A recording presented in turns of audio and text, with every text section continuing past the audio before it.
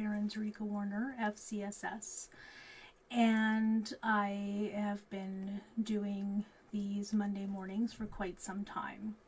Today's is pre-recorded because it's Labor Day on Monday, but I want to make sure that there is something for the space. I don't like to leave it open. So I'm in the middle of doing a child series and the dimension of the grief.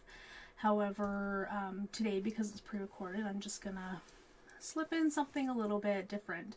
So I'm still going to talk about children. I am going to be talking about things from Dr. Alan Wolfeld's book, Companioning the Grieving Child. And today we're going to talk about grief and the ages and stages.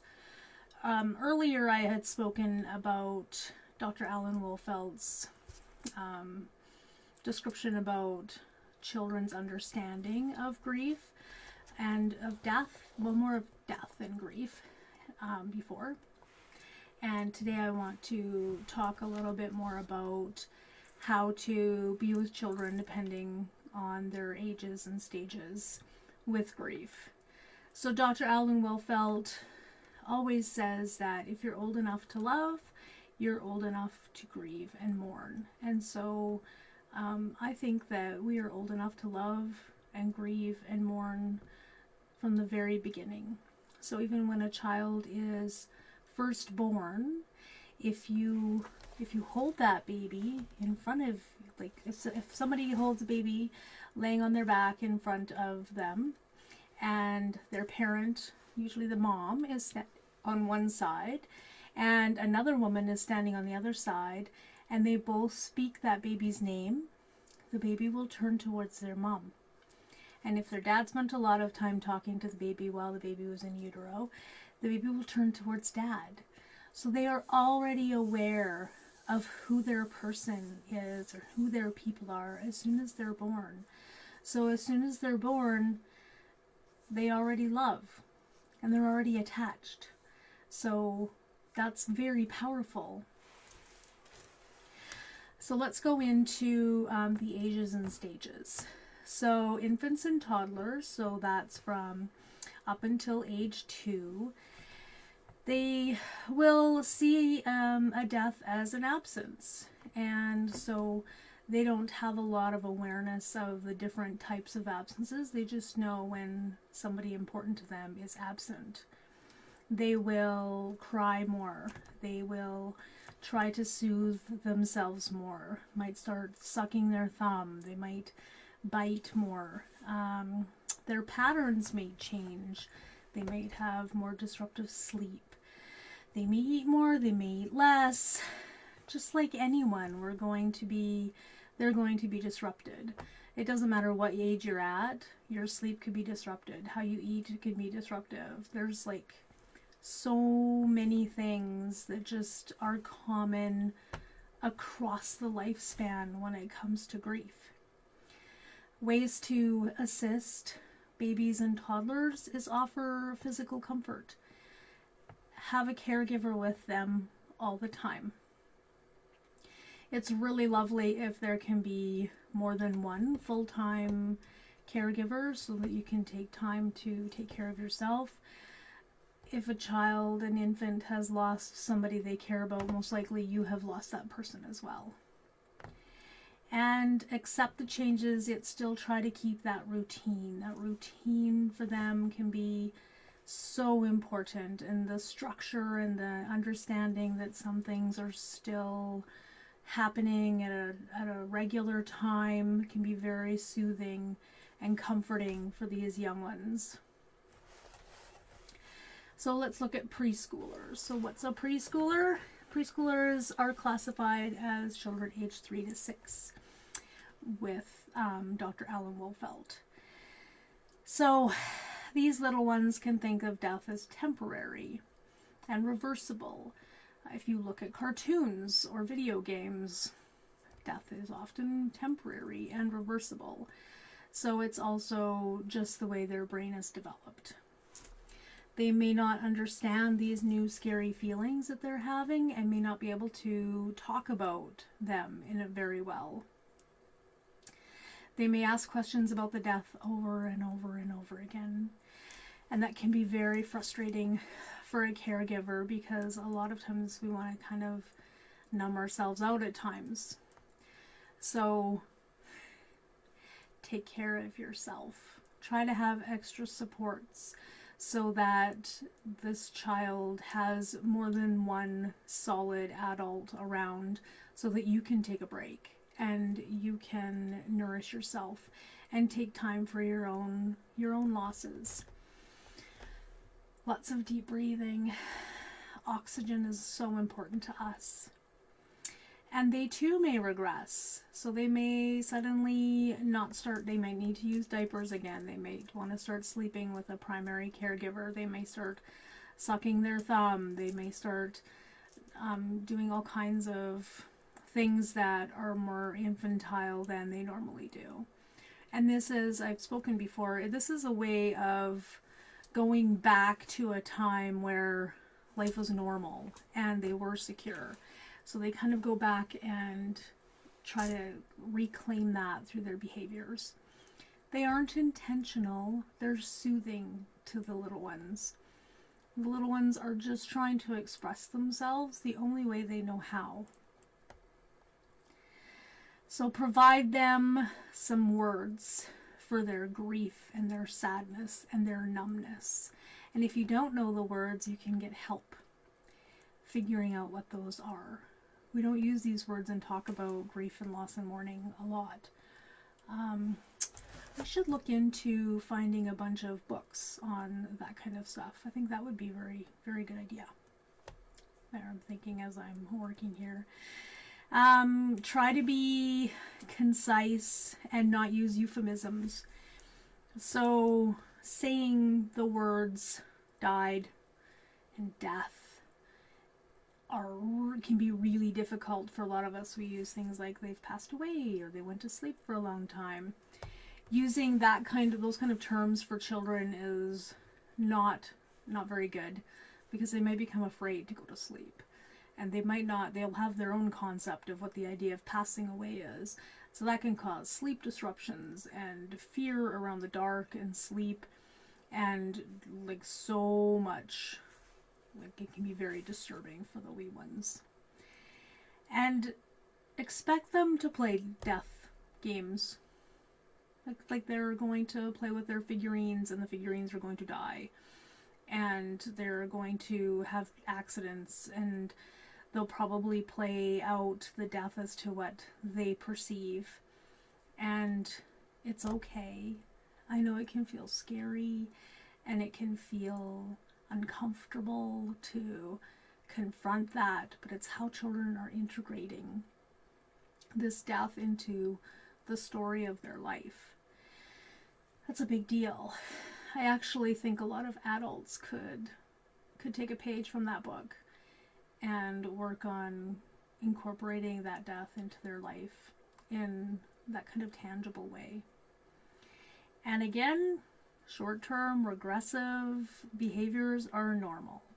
So offer your presence and your support. Try not to shame them and say you're not a baby anymore. Any of those things. Let's just be supportive, and I love you for who you are. And I know that you're scared right now, and offer lots of different ways of comfort. So if we're looking at grade school children, that's aged 6 to 11. And they're starting to understand a clearer concept of what death means.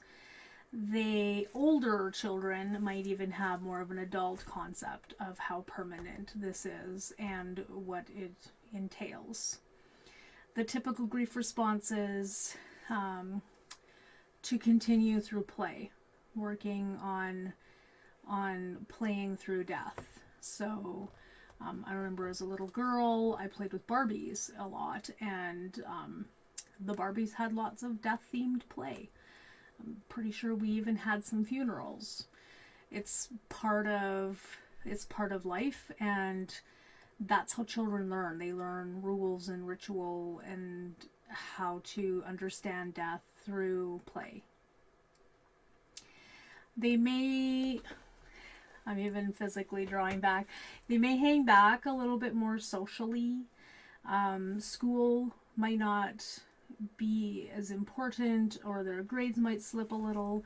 Those things are really normal. These children are experiencing brand new feelings and brand new experiences, and they realize at some level they're different from other children, and that can be scary, and they're trying to figure out what their role is.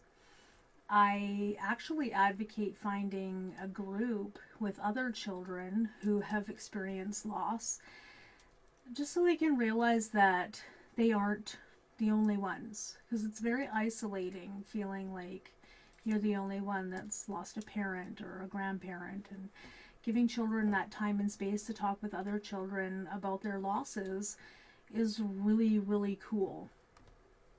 So I would suggest that, maybe not right away, but in time, it's something that is valuable. And they may act out because they don't know how to handle those big feelings. And being vulnerable and open and hurting is scary. And I hear it all the time, and I say it all the time. Anger is sad's bodyguard. So when you're feeling sad and you're not feeling like you can express that in a safe way, it's super scary and you feel like it might completely own you. Being angry feels way more powerful. So it's something to definitely consider when you're working and being with children who are experiencing a big loss. So some ways to support the children. You can play with them using like older kid type playing. Obviously, you're not gonna probably play Paw Patrol as much with these little guys. You'll find some other way of playing with them, and it might be, a lot of times nowadays, it's through video games. But you could do some board games and just have that time of connection and the ability to talk about things. I really enjoy playing the game of life with kids, because it creates a lot of conversation about what their life is going to be like. Kids are developing a self-identity and trying to figure out their future, and like their future changed in an instant when that person died. So much like us, they need to work on figuring out who they are and what they are and why they are. Children need permission to concentrate on mourning before they can be expected to move forward. So sending them to school and expecting them to sit there and learn things right off the bat is, it's probably not the greatest thing. You might want to have them going to school and continuing a routine, but also try to create some space for that mourning. And realize that mourning isn't fast, and you don't just get through it. It's not linear. It takes a long time. And for littles, it can take, like for adults, it can take years to learn through this. For littles, their brain changes all the time. And so as new kind of levels come on deck for their brain and the way they think, they're going to have to reprocess this and re-go through it. So it's going to be a process. And it's not a process that they can't get through. It's very, like, people have been dying as long as people have been alive. We get through it, and it's learning how to integrate that. So having like rituals and traditions and bringing up those people at significant times throughout the year, those things are all really valuable. And again, it's really nice to have these little ones just be around others who have had loss and have an opportunity to talk about it, because it's not something that we bring up a lot. So adolescents are ages 12 and up, and they understand death like in their head, but they might not understand it in their heart or on a more spiritual level.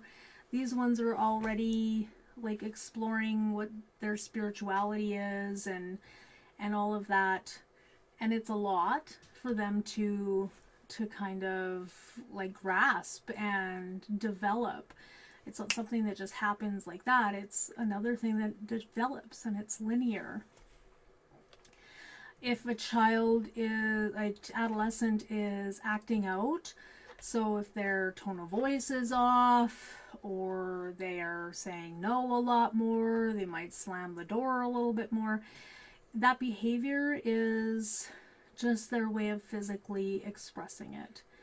And as people with fully developed brains who are taking care of them, it'd be really nice if we can just be more tolerant and understanding and take lots of deep breaths and self-care. I talk about self-care so much. But one of the wonderful things about self-care is the more you take care of yourself, the more you can handle, and you're showing all of the people around you, including these new developing human beings, that you are important, and it's really a good thing to take care of yourself. I so often hear about people saying, well, if I take time for myself, it's selfish. It's not selfish. It is self-care. One of my favorite ways of talking about self-care is, imagine you have a cookie jar and it's brimmed full of your very best recipe. I'm a super fan of peanut butter chocolate chip cookies. So I have this big jar, and when I really love something and I have something awesome, I like to share it with people.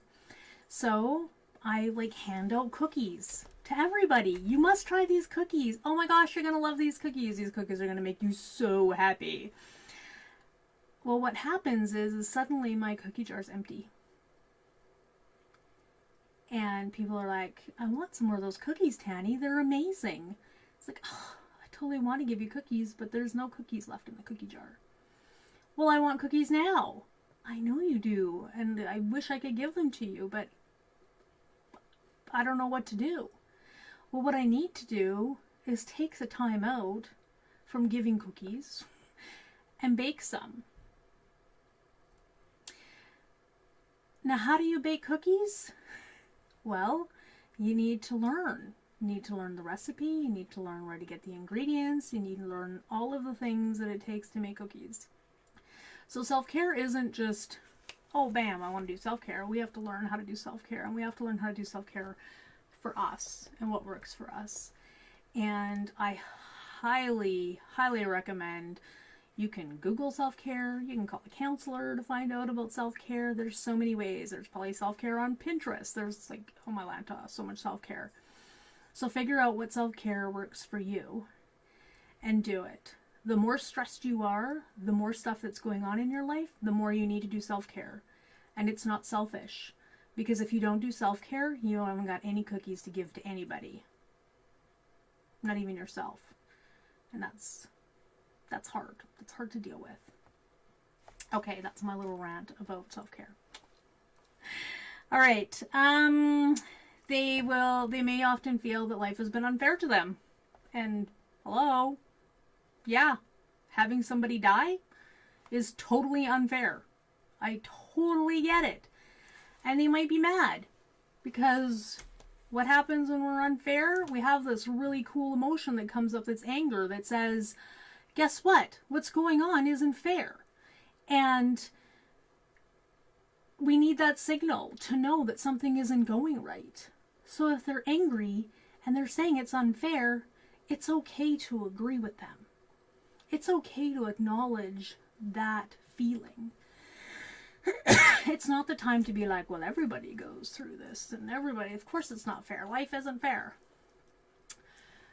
Be empathetic. Be kind. You can acknowledge life isn't fair and not fix it. And you can acknowledge life isn't fair and not be extra angry about it. You try to be a soft place to land, because there's parts of life that isn't fair.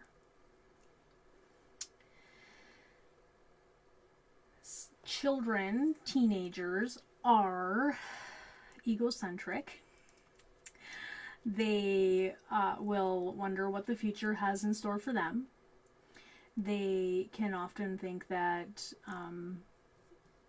this happened to spite them. And that's a lot of really big feelings to work through, because it is going to affect their future. It is going to affect their life. And so give them lots of time to think and just try to ask open-ended questions. What do you think about that? How is this going to affect your world, do you think? What's your role now? What are you missing? Just try to be open and understanding. A whole entire family structure is going to change when somebody dies. I had an uncle, and we had a large family, and he was the fun one, and he brought everyone together for the family gatherings at his place, and it was so much fun, and he always knew where holidays were going to be.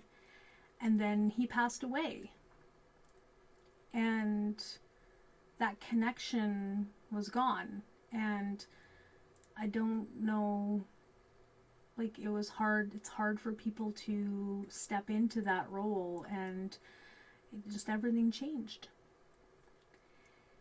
So when someone passes away, there is a bigger influence within the family structure, and that's something to talk about and explore.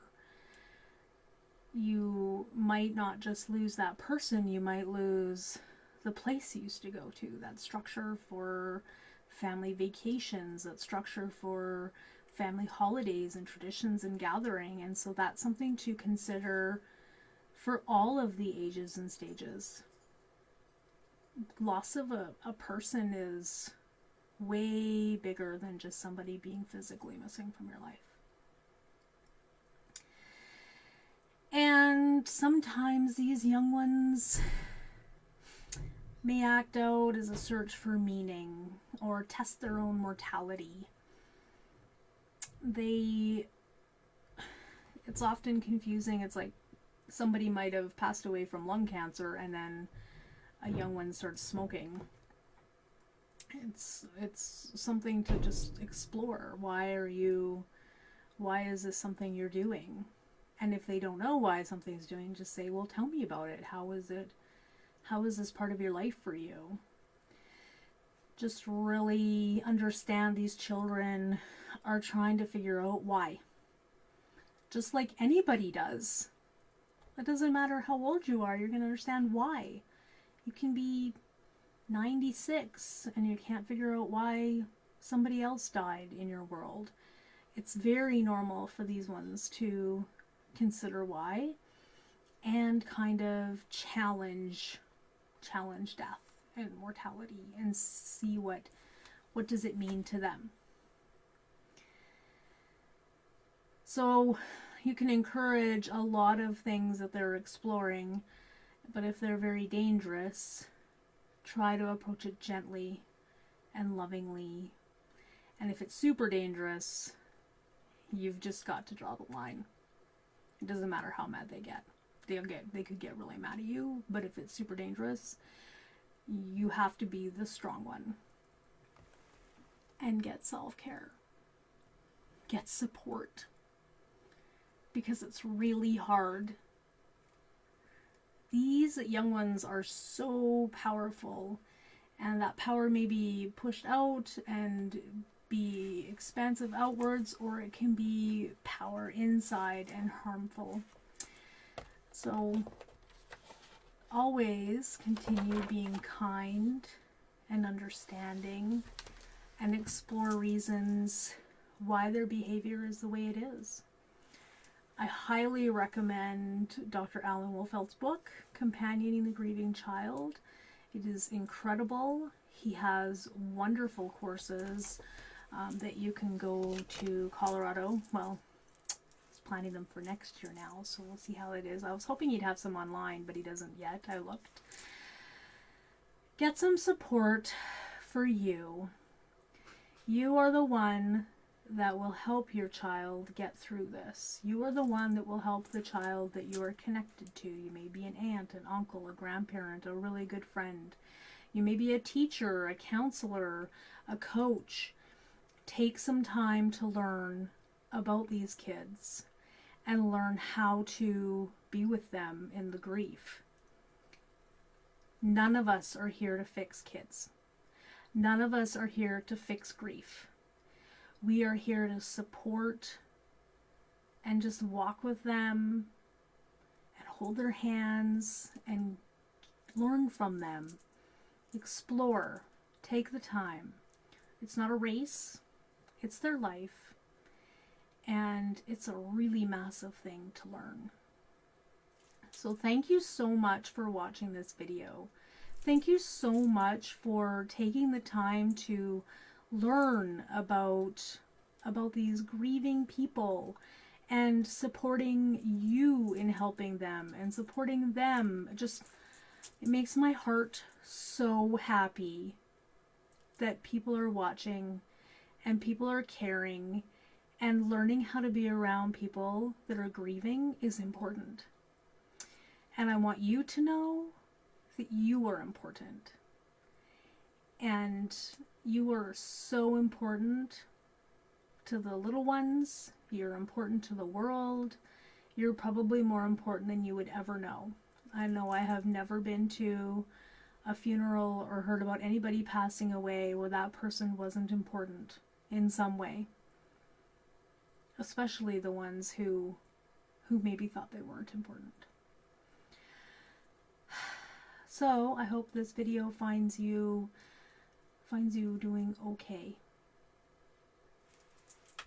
And I will continue on with the final 12 dimensions of children's grief in a week. Take care.